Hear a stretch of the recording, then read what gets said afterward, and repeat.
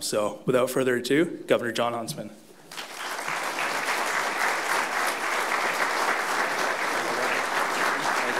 Thank you. Robert, thank you. Mike, thank you as well for being here. I understand the part about the University of New Hampshire not endorsing any political candidates. But don't you think that ought to change? We could talk later. It's an honor to be back at this great university. A university that really has distinguished itself as a leader in academics, in research, and in innovation. In fact, a few moments ago, I visited your cogeneration plant, which has earned a lot in the way of national accolades. Using processed land fuel gas, it serves as this campus's primary energy source, powering your gymnasium, your dorm rooms, and to the dismay of some of you, your lecture halls, by taking more control of its energy supply. The university benefits from a stable energy source and predictable energy prices. So, the need to make our nation itself energy secure is what I would like to spend just a few moments addressing with you today. Now, we're all too familiar with the statistics.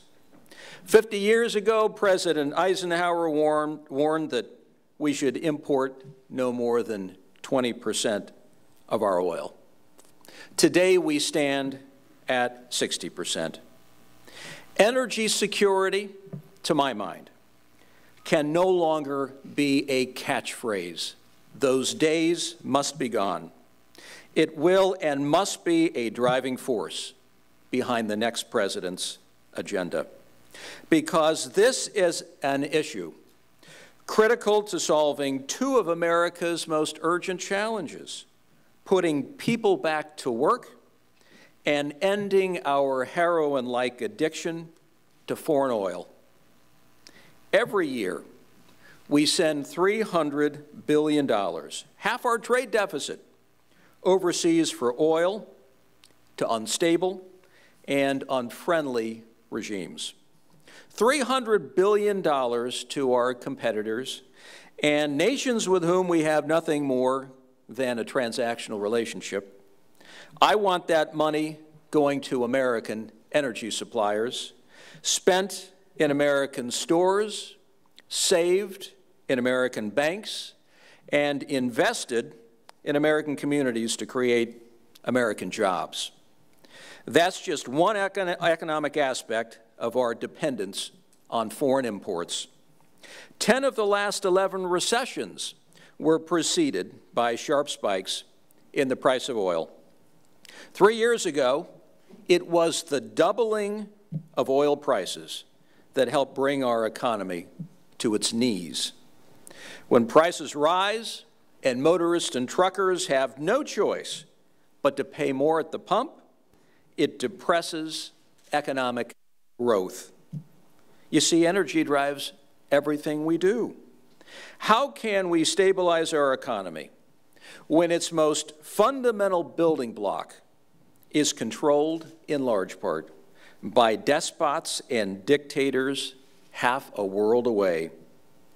Even if a political crisis doesn't threaten oil supplies, increased demand, inevitably, from China, India, and other developing countries will lead to permanently heightened prices that exceed the highs of 2008, which many of you will remember hit $149 a barrel in July of that year.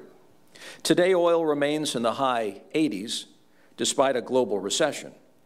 Now, imagine where prices will be when the global economy recovers.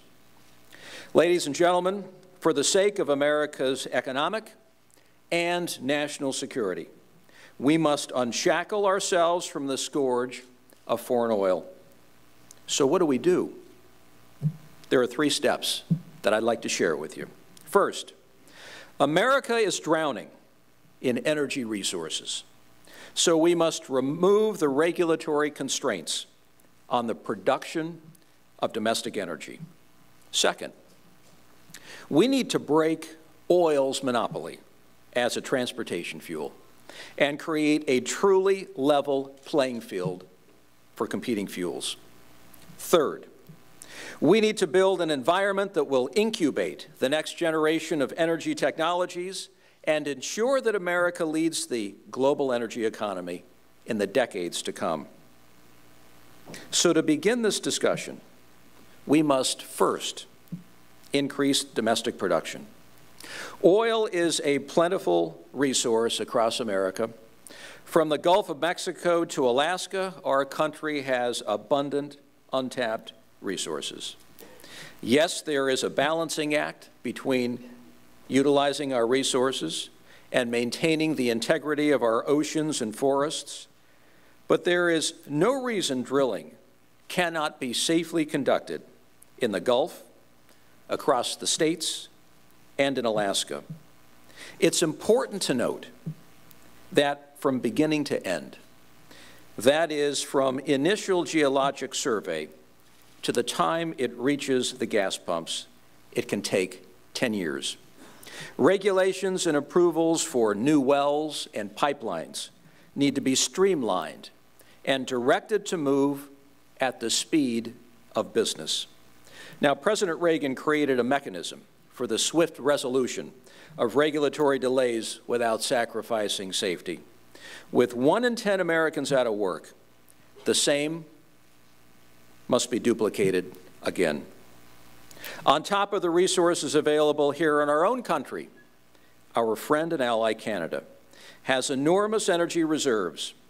In fact, America imports twice as much oil from Canada as Saudi Arabia, and our neighbor is increasing production every day.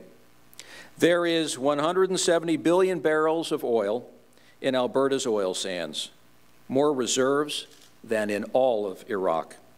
Yet lawsuits and regulations threaten to block access to this resource.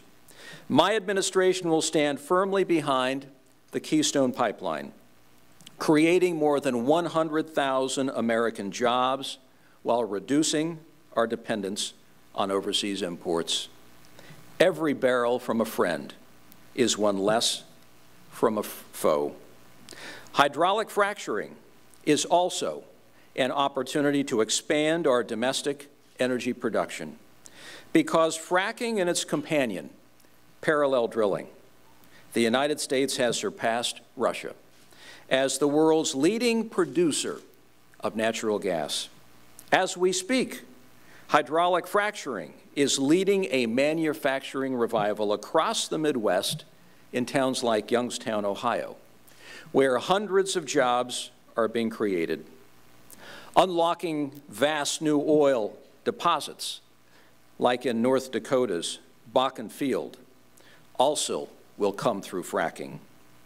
Hydraulic fracturing has been used on more than 1 million wells, using a technology refined over 60 years. And the industry must continue to demonstrate to the American people it is a safe and sustainable practice. As president, I will break down barriers to the continued safe use of fracking, which could increase America's production of natural gas by 25%, an outcome the American people deserve. Coal, while viewed with hostility by some, is one of America's most abundant energy resources and the mainstay of many communities. It generates the majority of America's power in the expansion of emerging technologies like coal-to-liquid fuel, and it will allow us to take full advantage of opportunities that will help to supply us over the next 300 years based on reserves. Today, coal is under siege from government regulations and litigation. There are even efforts to halt the export of our coal, which would destroy American jobs when we now need them most. This summer, in fact, we will likely see blackouts as a result of the administration's assault on coal, which will take 8% of U.S. generating capacity offline. Ladies and gentlemen, in a time of economic uncertainty subjecting American businesses to even more volatile energy prices indicates a grave lack of judgment and a wrong that my administration will make right. However, we cannot simply drill our way to energy security. We also need to use the power of the marketplace. This means breaking oil's monopoly as a transportation fuel and creating a truly level playing field for competing fuels. So number two, we must break up oil's monopoly. America's prosperity has always flowed from competition, and I believe it's time to let creative destruction loose in our energy sector. Energy security, as Winston Churchill said, lies in variety and variety alone. Yet the current system of transportation fuels is essentially closed to competition because of gasoline's de facto monopoly for light-duty vehicles and diesel's near monopoly for heavy-duty vehicles. The concentration of distribution ownership is similar to the broadcast network domination in the early 1970s, which triggered market-opening FCC rules and an antitrust consent decree. Accordingly, the Federal Trade Commission and Senate Judiciary Committee must commence an expedited review of the fuel distribution network. Breaking oil's monopoly will also require the repeal of regulations that prevent a truly open and fair marketplace. America has more natural gas than Saudi Arabia has oil. Yet on August 9th, the Obama administration issued fuel efficiency rules that effectively bar heavy-duty vehicles, which consume 20% of our oil imports, from converting to natural gas. Amazingly, they did this even after conceding that more alternative fuel vehicles would increase national security by reducing dependence on foreign oil. The EPA has also imposed costly rules with respect to converting cars to natural gas, which is cheap, clean, and available. The Northwest has world-class hydropower facilities. 15% of Iowa's energy comes from wind. When I was governor of Utah, we made great strides in natural gas. We designated a natural gas corridor through our state and partnered with the private sector to build a network of refueling stations. I even drove a natural gas car. States are laboratories of innovation, yet federal rules handcuff them with red tape. Washington needs to give states more flexibility to develop unique energy solutions. To assume our long-term competitiveness and to assure its viability, America must also prioritize investment in basic research that will lead to the energy technologies of tomorrow. The IEA predicts that by 2035, the global energy economy will be a $38 trillion economy. Which nation will lead the energy economy? Which nation's innovators will develop the technologies that transform our energy future and then sell those technologies to the world? That nation must be America. My administration will remove regulatory barriers that are slowing development of the next generation of nuclear technology, including small modular reactors, thus making America competitive in a sector we once pioneered. We will also reaffirm our support for non-commercial research at ARPA-E, Department of Energy's version of DARPA, and invest more funding in pure research at our universities, like this one. However, we must not confuse pure research with politically driven industrial policy that results in situations like we are seeing unfolding with Solyndra. We must have a level playing field, with the federal government setting fair rules but investing only in basic research. breaking oil's monopoly and freeing ourselves from OPEC's grasp will not be easy. For decades, presidents have talked about energy independence with lots of rhetoric, but little results. America cannot afford the status quo any longer, nor can we afford half measures, nor can we allow reform to be derailed and delayed once again by powerful, entrenched interests.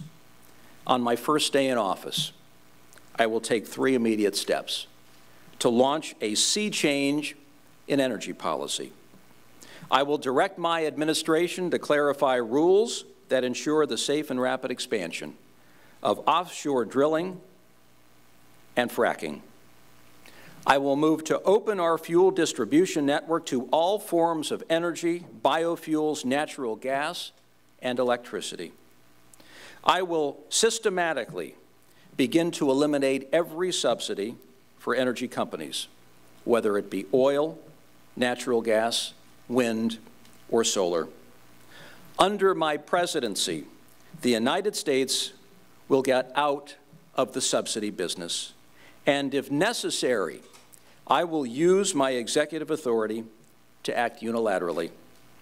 We will stop using limited federal resources to prop up individual companies, directing that money instead to basic energy research.